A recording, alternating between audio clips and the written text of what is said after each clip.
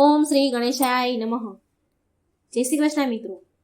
યોગીની એકાદશી વ્રત કથા।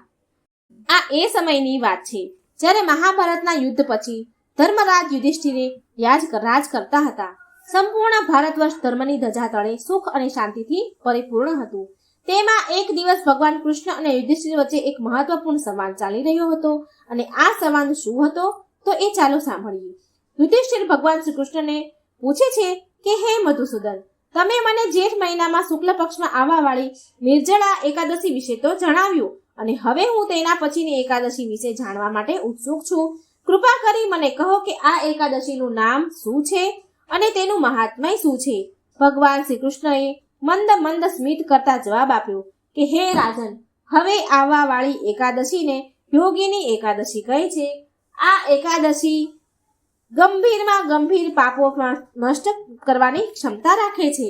ગમે તેવા પાપ હોય આ એકાદશી બાળીને ભસ્મ કરે છે। અને હવે હું આ યોગીની એકાદશીના વિશે એક કથા કહું છું, તે ધ્યાનપૂર્વક તમે સાંભળો। અલકાપુરીના રાજ્યના રાજા કુબેર દેવતાઓના કોષાધ્યક્ષ છે। તે શંકર ભગવાનના મોટા ભક્ત હતા। તેના નગરમાં હેમમાળી નામનો એક યક્ષ રહેતો હતો। તેની મુખ્ય સેવા હતી કે માન સરોવરથી અમુક વિશેષ ફૂલ લાવવા અને શંકર ભગવાનની પૂજા માટે તેના રાજા કુબેરને પ્રદાન કરવા।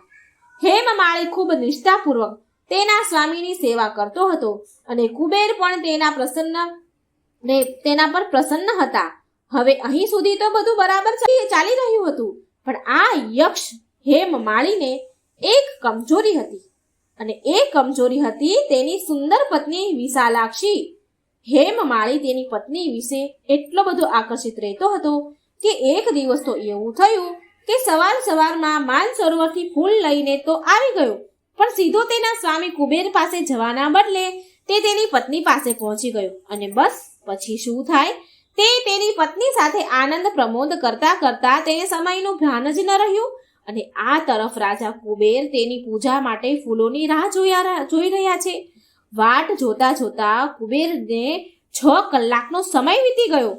ફૂલ વિના પૂજા ન થવાના કારણે રાજા કુબેર તે જ સમયે એમણે એક સિપાહીને હેમમાળીની પાસે મોકલ્યો। જ્યારે સિપાહી હેમમાળીના ઘરે ગયો તો એણે જોયું કે હેમમાળી તેની પત્ની સાથે આનંદ પ્રમોદ કરી રહ્યો હતો અને સિપાહીએ આ બધું આ સૂચના તરત જ જઈને તેના રાજા કુબેરને આપી। અને બસ પછી શું, કુબેરના તો ધીરજના બાણ ખૂટી ગયા અને આ તરફ જ્યારે હેમમાળીને સમયનું જ્યારે ભાન થયું તો તેની ભૂલ તેને સમજાઈ ગઈ અને પ્રાયશ્ચિત કરવા માટે તે એ જ ક્ષણે રાજા કુબેર પાસે પહોંચી ગયો। ડરના મારે એ તો થર ધ્રુજી રહ્યો છે, જીભ લડથડાઈ રહી છે। તે હાથ જોડીને રાજા કુબેર સામે ઊભો રહી ગયો અને તેની સામે માફી માંગવા લાગ્યો। પણ કુબેર રાજા તો અત્યંત ગુસ્સામાં હતા, અત્યંત ક્રોધે ભરાયા હતા, ભયાનક ક્રોધમાં। તેમણે અત્યંત ક્રોધમાં આવીને કહ્યું, ખૂબ ઊંચા અવાજે કહ્યું, હે મૂર્ખ, આધ્યાત્મિક સિદ્ધાંતોનો ભંગ કરનારા પાપી, તારી પત્ની પ્રત્યે વધુ પડતા આકર્ષણના કારણે આજે તે મારા આરાધ્ય દેવ શિવજીના પ્રત્યે અપરાધ કર્યો છે। માટે હું તને શ્રાપ આપું છું કે આ સમયે તારું પતન થઈ જાય, તારું સંપૂર્ણ શરીર કોઢની બીમારીથી ગ્રસ્ત થઈ જાય, તું આ પૃથ્વી પર તારી આ બીમારીની યાતના ભોગવ અને તારી પત્ની સદાય તારાથી દૂર થઈ જાય, તું તારી પત્નીથી સદાય દૂર થઈ જાય। અને હવે કુબેરનો શ્રાપ હતો, મિથ્યા કેવી રીતે થઈ શકે? અને તે જ સમયે હેમમાળીનું પતન થયું અને તે કોઢવાળા શરીરે પૃથ્વી લોક પર આવી ગયો। ભૂખ અને તરસથી પીડાતો તેના શરીરની પીડાને સહન કરતો ભટકતો હેમમાળી જંગલોમાં ભટકવા લાગ્યો અને આ પ્રકારે અનેક વર્ષો વીતી ગયા। અનેક વર્ષોથી આ યાતનાને ભોગવતો રહ્યો, પણ પૂર્વજન્મમાં શિવજીની ઉપાસનામાં સહાયતા કરવાના કારણે તેની ચેતના શુદ્ધ અને સાત્વિક બનેલી રહી। જંગલો અને વનોમાં ભટકતા તે એક દિવસ પર્વત ઉપર જઈ પહોંચ્યો। ત્યાં ઋષિ માર્કંડે, જેની આયુષ્ય 7 કલ્પો જેટલી છે, તે ત્યાં જઈ પહોંચ્યો। ત્યાં તપસ્યા કરતા ઋષિને જોઈને હેમમાળીએ દૂરથી જ દંડવત પ્રણામ કર્યા। કરુણામય હૃદયથી ઋષિ માર્કંડેયે તેને પાસે બોલાવ્યો અને તેને પૂછ્યું, હે વત્સ, તું કોણ છે અને આ પ્રકારે જંગલમાં ક્યાં ઉપદેશથી આવ્યો છે? ઋષિના પ્રેમપૂર્ણ વાણી સાંભળીને હેમમાળી ગદગદ થઈને એના પૂર્વજન્મનો બધો જ વૃત્તાંત, બધી જ ઘટના ઋષિ માર્કંડેયને સંભળાવી અને અંતમાં હાથ જોડીને કહેવા લાગ્યો, હે ઋષિવર, પૂર્વજન્મના કંઈક કર્મોના કારણે આજે મને તમારા દર્શન થયા. કૃપા કરી તમે મને આ પાપથી મુક્ત થવાનો કોઈ માર્ગ દેખાડો. હેમમાળીની પ્રાર્થના સાંભળીને ઋષિ માર્કંડેય કહે છે કે હે પુત્ર, આવવા વાળી જેઠ માસની યોગીની એકાદશી આવશે. જો તું આ એકાદશી વ્રતનું શ્રદ્ધાપૂર્વક અને નિષ્ઠાપૂર્વક પાલન કરીશ તો આ વ્રતના પ્રભાવથી તે જ ક્ષણે તારા બધા જ પાપોમાંથી તું મુક્ત થઈ જઈશ.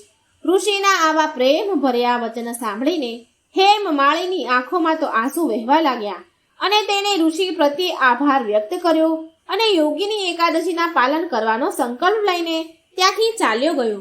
જ્યારે યોગીની એકાદશી આવી તો તેણે શ્રદ્ધાપૂર્વક એકાદશીનું પાલન કર્યું અને એકાદશીના પ્રભાવથી તેનું શરીર કોઢ મુક્ત થઈ ગયું અને તેના પૂર્વજન્મના શરીરને એણે ફરી પ્રાપ્ત કર્યું અને ફરી તે અલકાપુરી નગરીમાં પાછો આવી ગયો.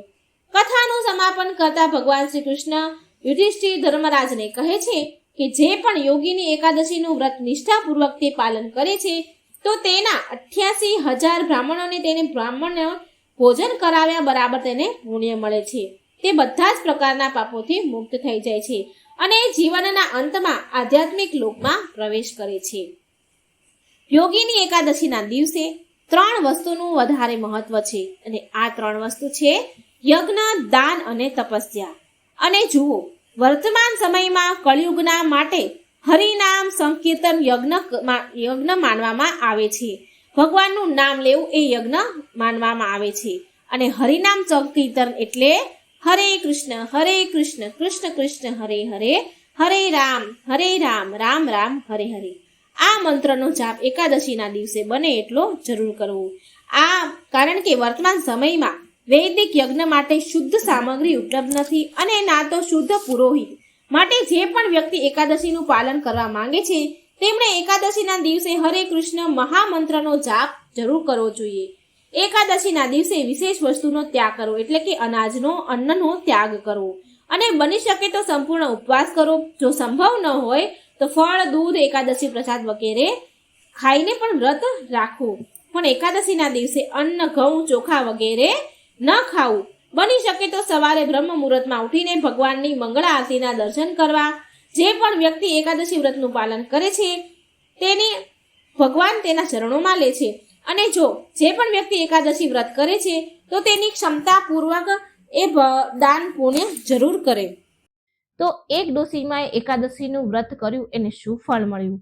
ખૂબ જ સુંદર સરસ મજાની કથા છે મિત્રો, પૂરા ધ્યાનથી સાંભળજો, વિડીયોને અધૂરો ન છોડશો.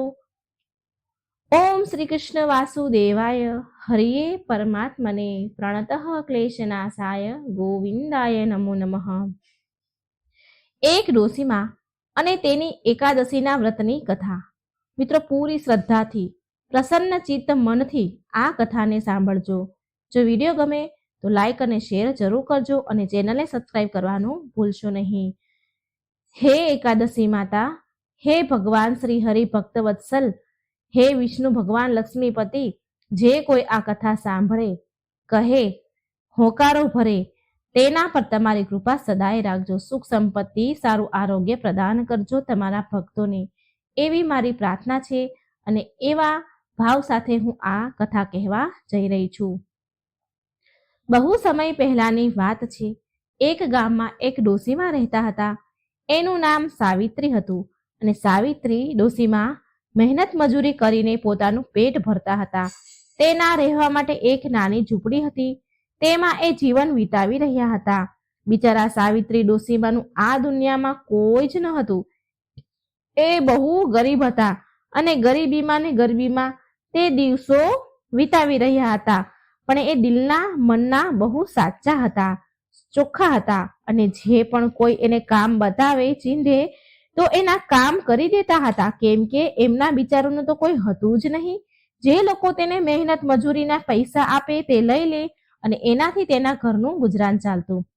તો એક વારની વાત છે, એના ગામમાં એક સાધુ મહાત્મા કાશી બનારસથી આવ્યા જ્ઞાન આપવા, પ્રવચન આપવા, ઉપદેશ આપવા.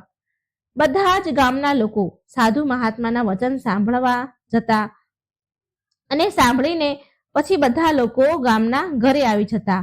તો એ લોકો આડોશ પાડોશમાં પણ આ સાધુજીના પ્રવચનની વાત કરતા હતા બધીએ. તો સાવિત્રી ડોશીમાએ પણ એવું સાંભળ્યું કે એક વિદ્વાન સાધુ મહાત્મા આપણા ગામમાં પ્રવચન આપવા આવ્યા છે. બધાના લોકોથી મુખેથી આવી વાત સાંભળી તો એ ડોશીમાના મનમાં પણ ઈચ્છા થઈ, જિજ્ઞાસા જાગી કે એ પણ મહાત્મા પાસે જઈને પ્રવચન સાંભળે, જ્ઞાનના ઉપદેશ સાંભળે અને તેના જીવનને સુધારવા માટે કોઈ ઉપાય પૂછશે. હવે તો હું વૃદ્ધ થઈ ગઈ છું, પણ કમસે કમ મારો આગલો જન્મ તો સુધરી જાય, માટે હું સાધુ પાસે જરૂર જઈશ. આમ ડોશીમાએ વિચાર્યું.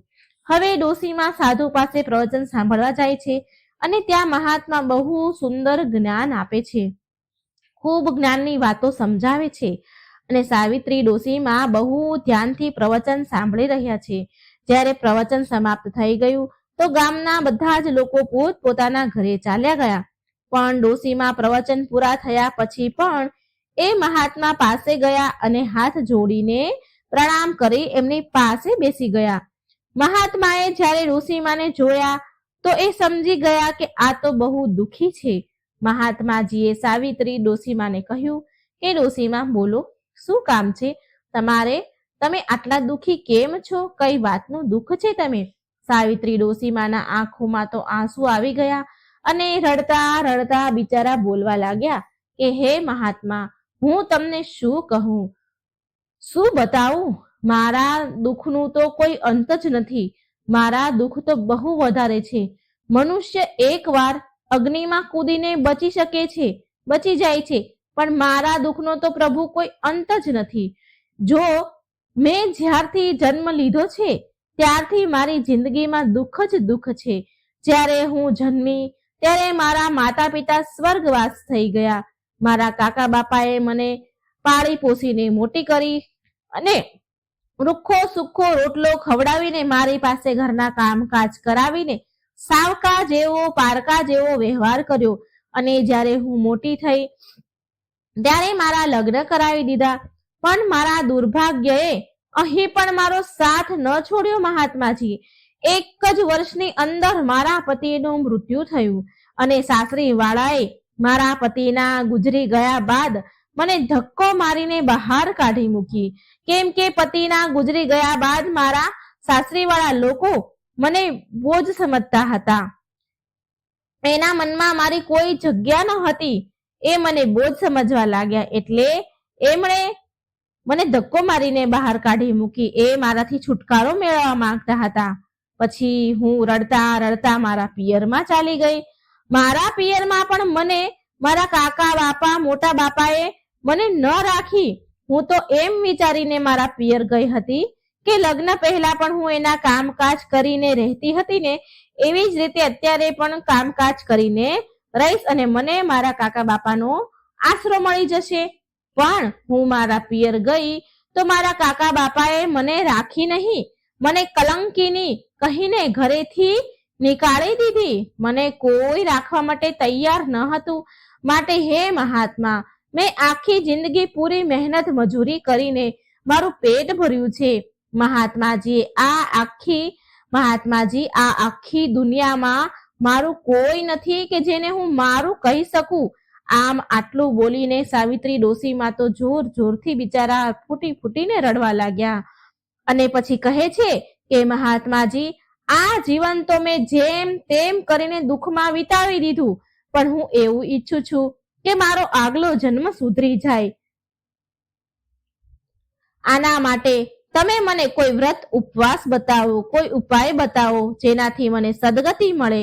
સાવિત્રી ડોશીમાની વાત સાંભળીને મહાત્માજી ડોશીમાને કહે છે કે તમે એકાદશીનો ઉપવાસ કરો, ભગવાન વિષ્ણુ અને માતા લક્ષ્મીનું પૂજન કરો. 26 એકાદશીના ઉપવાસના વ્રત કરશો, પછી તમે એનું ઉદ્યાપન ઉજવણું કરી દેજો.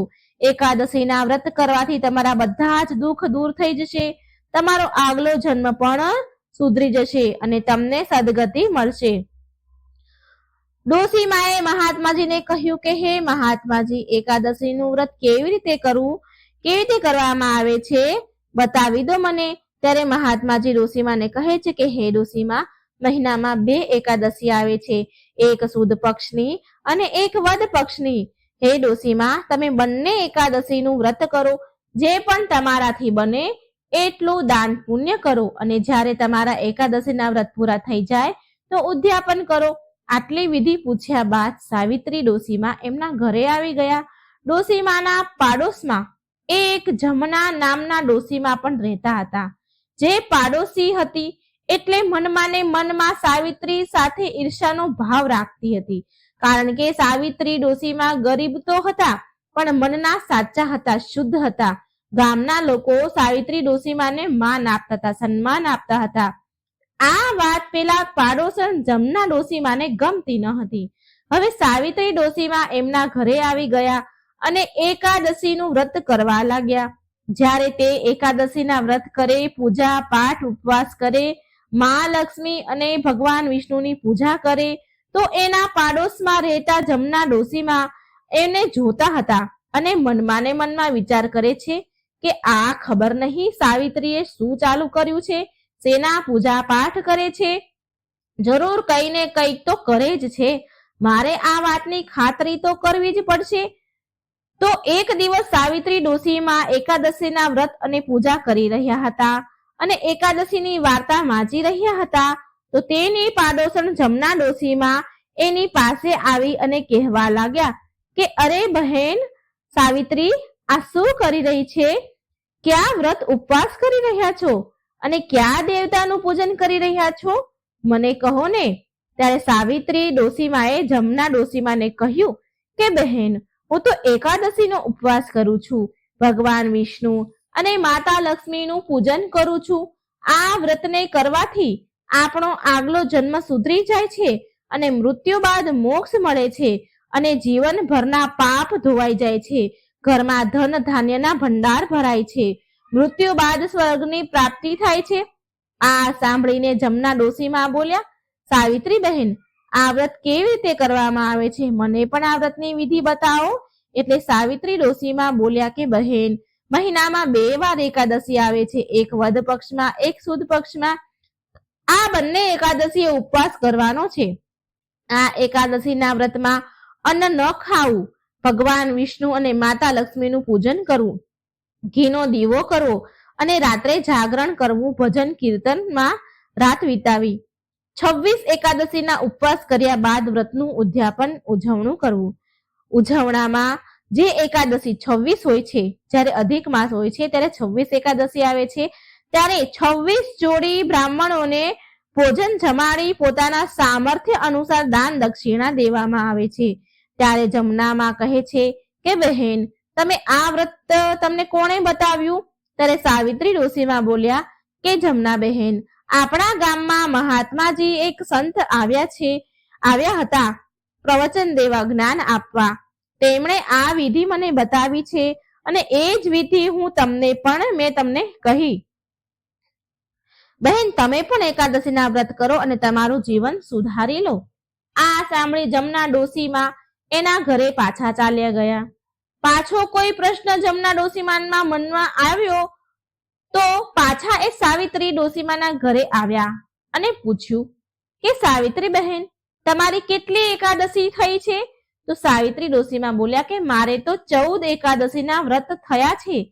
એ દિવસથી જ જમના ડોશીમા સાવિત્રીમાં સાથે એકાદશીના વ્રત ઉપવાસ કરવા લાગ્યા, ભગવાન વિષ્ણુ અને માતા લક્ષ્મીનું પૂજન કરવા લાગ્યા. કારણ કે જમના માનું મન તો એક જગ્યાએ ટકતું ન હતું.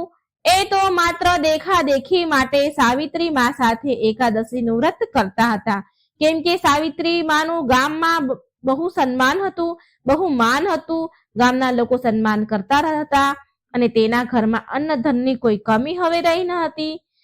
એમનું ગુજરાન પણ સારી રીતે ચાલી રહ્યું હતું. આ બધું જોઈ અને એમને પણ વ્રત કરવાનું વિચાર્યું ઈર્ષાથી. જમના ડોસીમાએ ઈર્ષાથી વ્રત કરવું એવો મનમાં ભાવ હતો એને. સાવિત્રી ડોસીમા ની ભગવાનની કૃપાથી બધું જ સારું હતું.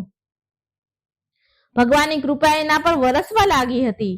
ત્યારે આ બધું જોઈ જમનામાં વિચારવા લાગ્યા કે હું જો ઉપવાસ કરીશ તો ભગવાનની કૃપા મારા પર પણ થઈ જશે. તેના મનમાં ક્યાંક ને ક્યાંક લાલચ હતી. હવે જ્યારે સાવિત્રી ડોસીમાના 26 એકાદશીના વ્રત પૂરા થઈ ગયા તો તે દિવસે સાવિત્રી ડોસીમાએ એકાદશીના વ્રતનું ઉજવણું કરી રહ્યા હતા. એ ગામમાં 26 બ્રાહ્મણીને જમવાનું નોતરું આપીને આવ્યા અને સાવિત્રી ડોસીમાએ તેના પૂરા આંગણાને ગાયના છાણથી લીપી દીધું. પછી તેણે શુદ્ધ શાકાહારી ભોજન બનાવ્યું. ભોજન બનાવ્યા બાદ પૂજા પાઠ કર્યા. પછી જ બ્રાહ્મણોને જે નિમંત્રણ આપ્યું હતું તે ભોજન માટે તેમને બોલાવ્યા. ભોજન જમવા માટે બ્રાહ્મણો તેની પત્ની સાથે આવ્યા. પછી ડોસીમાએ તેમને આદર સન્માનથી બેસાડ્યા અને પ્રેમથી ભોજન કરાવ્યું, પીરસ્યું અને પ્રેમથી ખવડાવ્યું. હવે ભોજન કરાવ્યા બાદ તેના સામર્થ્ય અનુસાર અન્ન, વસ્ત્ર, પૈસા દાન આપ્યું. હવે જો જમના ડોસી હતા એ સવારથી સાવિત્રીની ઝૂંપડી તરફ જોઈ રહ્યા હતા અને એ મનમાં ને મનમાં વિચારવા લાગ્યા કે આજ તો મારી પાડોશણ સાવિત્રીના 26 એકાદશીના વ્રત પૂરા થઈ ગયા છે. હવે મને કોણ એકાદશીની કથા સંભળાવશે અને કોણ મને એકાદશીના વ્રતની પૂજા કરાવશે? એ દિવસે જમનામાનું મન દુખી થઈ ગયું. તેને એ દિવસે ઊંઘ પણ ન આવી. ત્યારે અડધી રાતે એ જુએ છે કે સાવિત્રી ડોસીમાના આંગણામાં બહુ તેજ પ્રકાશ પડ્યો છે, ફેલાઈ રહ્યો છે અને જમનામાં તેની ઝૂંપડીમાંથી બહાર નીકળી અને જોવા લાગ્યા. તો જમનામાએ જ્યારે જોયું તો તેને તો વિશ્વાસ ન થયો કે સાવિત્રી ડોસીમાને તો લેવા માટે વિમાન આવ્યું છે અને ભગવાનના દૂતો આવ્યા છે. સાવિત્રીમાં દિવ્ય વસ્ત્ર અને દિવ્ય આભૂષણ પહેરીને વિમાનમાં બેસી રહ્યા છે. આ જોઈને જમના ડોસીના મનમાં લાલચ આવી ગઈ. એને વિચાર્યું કે મારી પાડોશણને લેવા માટે તો દેવદૂત વિમાન લઈને આવ્યા છે. એ તો સ્વર્ગ ચાલી જશે અને હું અહીં ને અહીં રહી જઈશ. મારે પણ આ વિમાનમાં લટકીને ચાલ્યું જવું જોઈએ. હવે જે જમના ડોસીમાં હતા એ ધાબળો ઓઢીને આવ્યા અને ચૂપચાપ સંતાઈને આવીને વિમાનની પાછળ લટકી ગયા. જ્યારે દેવદૂત વિમાન લઈને પરલોક જવા લાગ્યા તો દેવદૂતને વિમાનના ઝટકા વાગવા લાગ્યા. વિમાનમાં ઝટકા આવવા લાગ્યા. ત્યારે તેમણે જોયું તો વિમાન પાછળ એક ડોસીમાં લટકેલા છે. ત્યારે ત્યાં આકાશવાણી થઈ. આકાશવાણી એવી થઈ કે આ ડોસીના મનમાં લાલચ જાગી છે. તેણે હજી સુધી 26 એકાદશીના વ્રત પૂરા નથી કર્યા, માટે તેને સ્વર્ગ ન મળી શકે. ત્યારે દેવદૂતોએ જમના ડોસીમાને નીચે ધક્કો મારીને પાડી દીધા. ત્યારે જમનામાં નીચે પડ્યા તો એક વડના ઝાડ ઉપર પડ્યા, જેનાથી તેના પ્રાણ પંખીરું ઉડી ગયા. હવે જમના ડોસીમાના તો પ્રાણ નીકળી ગયા, પણ એની જે આત્માને મુક્તિ ન મળી, કેમ કે એના મનમાં લાલચ હતી. એનું મન શુદ્ધ ન હતું. તેને શ્રદ્ધા ભાવથી એકાદશીના વ્રત નતા કર્યા. એ તો માત્ર સાવિત્રી ડોસીને જોઈ દેખાવો કરતા હતા કે તે કરે એવું હું પણ કરું તો મને પણ ગામવાળા માન આપે, મારા ઘરમાં પણ ધન ધાન્ય આવે. તેની અંદર ઈર્ષાનો ભાવ હતો. માટે જમનામાં મર્યા તો તેને મુક્તિ ન મળી અને એ પીપળાના ઝાડ પર વડના ઝાડ પર પ્રેત પિચાસની યોનિમાં આવી ગયા. પિચાસ બની ગયા. મર્યા બાદ તેને પિચાસ યોની મળી અને આ બાજુ વિમાનમાં બેઠેલા સાવિત્રી ડોસીમાં સ્વર્ગમાં ગયા. આવી રીતે સાવિત્રી માને એની સાચી શ્રદ્ધા લગ્ની ભક્તિથી એકાદશીના વ્રત કરવાના કારણે તેને સ્વર્ગ લોકની પ્રાપ્તિ થઈ. હવે આ બાજુ જમના ડોસીમાં પિશાચ બનીને ઝાડ પર રહેવા લાગ્યા અને ધીરે ધીરે સમય વીતવા લાગ્યો. હવે પિશાચની યોનિમાં એને બહુ જ કષ્ટ મળી રહ્યા હતા. હવે એક વારની વાત છે, ગામની અમુક સ્ત્રીઓ જે હતી એ એકાદશીના વ્રત કરતી હતી. માટે એકાદશી હતી એ દિવસે એટલે એકાદશી વ્રતનું સ્નાન કરવા માટે ગંગાના ઘાટ પર આવી. એ જ ગંગાના ઘાટ પર વડનું ઝાડ હતું અને એ ઝાડમાંથી અમુક અજીબ અવાજ એ સ્ત્રીઓએ સાંભળ્યો. ગામની સ્ત્રીઓએ અવાજને સાંભળી અને ડરી ગઈ અને બોલી કે ચાલો બહેનો, અહીં તો પાછા ચાલો, અહીંથી ચાલો. લાગે છે કે આ વડના ઝાડ પર કોઈ ભૂત પ્રેત ડાકણ કોઈ લાગે છે, કોઈ પિચાસ લાગે છે. તો એમાંથી એક સ્ત્રી હિંમત કરીને બોલી, અરે આપણે શું બગાડી એ આપણું શું બગાડી લેશે? એ શું ભગવાનથી મોટું છે કઈ? આપણે તો એકાદશીના વ્રત કરીએ છીએ, ભગવાન વિષ્ણુની પૂજા કરીએ છીએ. ચાલો જઈને જોવું જોઈએ અને પૂછવું જોઈએ કે એ કોણ છે. ત્યારે બધી સ્ત્રીઓએ હિંમત કરી અને એ વડના ઝાડ પાસે ગઈ અને પૂછવા લાગી કે અરે તમે કોણ છો? ભૂત છો કે પ્રેત છો કે ડાકણ છો કે પિશાચ છો? કોણ છો? અમારાથી તમને શું જોઈએ છે? ત્યારે એ પિશાચ બનેલા જમના ડોશીમાં બોલ્યા કે બહેનો, હું આ ઝાડ પર રહું છું અને પિશાચની યોનિમાં છું.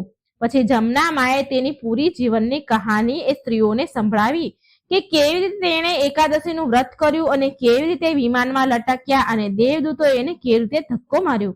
આ બધી જ વાત એ સ્ત્રીઓને સંભળાવી. આ સાંભળી એ સ્ત્રીઓ બોલી કે તમે પિશાચ યોનિમાં દુઃખ ભોગવી રહ્યા છો, પણ તમારે અમારી પાસેથી શું જોઈએ છે? ત્યારે જમના ડોશીમાં બોલ્યા કે બહેનો, તમે મને મુક્તિ અપાવી શકો છો. જો તમે મને તમારી એકાદશીના વ્રતના ફળ મને આપશો તો મને મુક્તિ મળી જશે. ત્યારે એ સમયે એ જગ્યા પર 12-13 સ્ત્રીઓ હતી. તેમાંથી એક સ્ત્રી બહુ સમજદાર, વ્યવહારિક, જ્ઞાનવાળી હતી. બહુ પૂજા પાઠ અને સત્સંગ કરનારી હતી. એણે તેની સાથે આવેલી બહેનોને કહ્યું, અરે બહેનો, જો આપણા વ્રતના ફળ આપવાથી આ પિશાચ યોનિમાંથી આ મુક્તિ મેળવી લે છે, આ પિશાચનીને મુક્તિ મળી જાય છે, તો આપણે આ ધર્મનું કામ જરૂર કરવું જોઈએ. આ તો મોટા ધર્મનું કામ છે. આપણે આ કામથી પાછળ ન હટવું જોઈએ. જો આપણે આજે આ ધર્મનું કામ કરીશું તો આ બિચારીને મુક્તિ મળી જશે અને આપણને આનું પુણ્ય ફળ મળશે. પછી એ સૌભાગ્યવતી સ્ત્રીઓ જે હતી એમણે ગંગાજીના ઘાટ પર એકાદશીનું સ્નાન કર્યું અને ભગવાન વિષ્ણુ અને મા લક્ષ્મીની પૂજા કરી. અને જે માઘ માસની જે જયા એકાદશી હતી તો એમણે હાથમાં જળ, કુશ એટલે કે જે ડાભ આપણે કહીએ છીએ એ અને તલ લીધા અને તેમને એકાદશીનું વ્રત અર્પણ કર્યું. એનું પુણ્ય ફળ એ પિશાચ બનેલા જમના માને સોંપી દીધું, જેનાથી પિશાચ યોનિમાંથી જમના માને મુક્તિ મળી ગઈ. જમના માએ એ પિશાચની યોનિનો દેહ ત્યાગી ને સુંદર દિવ્ય દેહ ધારણ કર્યો. કિંમતી અને અલૌકિક આભૂષણ પહેરીને જતા પહેલા એ બધી સુહાગણ સ્ત્રીઓને પુત્રવતી, ધનવતી અને સૌભાગ્યવતી થવાના આશીર્વાદ આપીને તેમની પ્રદક્ષિણા કરીને જમનામાં વિમાનમાં બેસીને દેવલોક ચાલ્યા ગયા. અને આ કારણે એ બધી સ્ત્રીઓ બધા સુખોથી પરિપૂર્ણ થઈ. તેમના જીવનમાં ખુશહાલી આવી. જેને પુત્ર સંતાન ન હતા તેને સંતાન પ્રાપ્તિ થઈ. જેના ઘરમાં અન્ન ધનની કમી હતી તેના ઘર અન્ન ધનથી એના ભંડાર ભરાઈ ગયા. અને પછી એ બધી સ્ત્રીઓ સમસ્ત સુખને ભોગવીને મૃત્યુ બાદ વિષ્ણુ લોકને પ્રાપ્ત થઈ ગઈ. તો મિત્રો, એકાદશીના વ્રતનો બહુ મહિમા છે. હે વિષ્ણુ ભગવાન, હે મહાલક્ષ્મી, જેવી રીતે તમે સાવિત્રી મા પર કૃપા કરી અને એને સ્વર્ગની પ્રાપ્તિ થઈ, તેની બધી મનોકામના પૂરી થઈ, જેવી રીતે જમના માને પિશાચ યોનિમાંથી મુક્તિ આપી, એવી જ રીતે જે આ કથા કહે છે, સાંભળે છે અને જે હોંકારો ભરી રહ્યા છે એની બધી જ મનોકામના પૂરી કરજો. તેમના બધા જ પાપ નષ્ટ કરજો. તેમને સદબુદ્ધિ આપજો. તેમના ઘર ધન ધાન્યથી, પુત્ર પૌત્રથી ભરી દેજો. સારું આરોગ્ય પ્રદાન કરજો. જય ભગવાન વિષ્ણુ, જય મા લક્ષ્મી, જય એકાદશી માતા. મિત્રો, વિડીયો સારો લાગે તો લાઈક અને શેર કરવાનું ભૂલશો નહીં અને આ ચેનલને સબસ્ક્રાઇબ જરૂર કરી દેજો. જય શ્રી કૃષ્ણ. રાધે રાધે. Thank you.